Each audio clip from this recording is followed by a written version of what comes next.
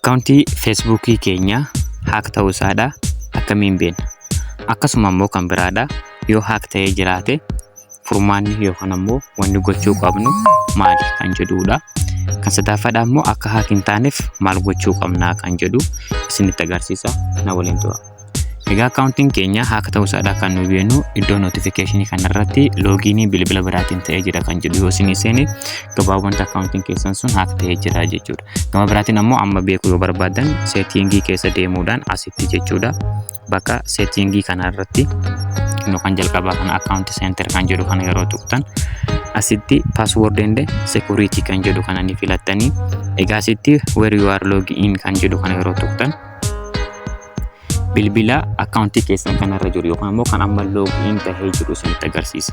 Kanaaf bilbila keessan malee bilbila biraa yoo agartan gabaabumatti akkaawuntiin keessan haak ta'ee jira jechuudha. Kanaaf furmaanni maali? Haak ta'uu isaadhaa yoo kan shakkitan ta'e paaswordii jijjiiruu qabdan.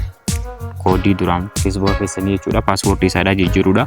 Kan biraa immoo bilbiloota login ta'an san tuquudhaan akkasitti log out kan jedhu kana tuqtan yoo bilbila keessan ta'uu dhabee jechuudha. Egaa akka haak hin taaneef ammoo wanni nu gochuu qabnu jalqabuma of eeggannoodhaaf jechuudha.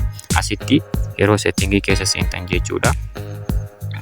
Two factor authenticator yookaan ammoo 2FA waan jedhamu jira. Isa sanitti banuu qabdanii paaswordiin keessaniileen paaswordii cimaadhaan hidhachuu qabdanii jechuudha. Paaswordiin security keessa deemee isin taasiftu isa kana two factor authentication kan jedhu kana yookaan ammoo 2FA jedhama. Isa kanatti banuu qabdanii jechuudha. Inni kuni namni tokko yoo paaswordii keessanillee kan beeku ta'e akkaawuntii feesbuukii keessan akka inni hin seenne godha jechuudha. Maaliif jennaan yeroo isaa itti dabaltan jechuudha.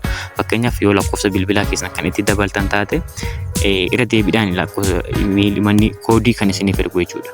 Koodii yeroo inni imeelii keessan yookaan ammoo lakkoofsa keessan irratti isinii erge koodii sanitti galchitan malee eejee isiniin darbu jechuudha. Yookaan ammoo ashaaraa bilbila keessanillee ta'uu danda'a jechuudha. Kanaaf two factor authentication kan jedhu kana baay'ee barbaachisaadha. Isa kana bilbila keessan yookaan feesbuuka keessan irratti dabaluudha qabdan.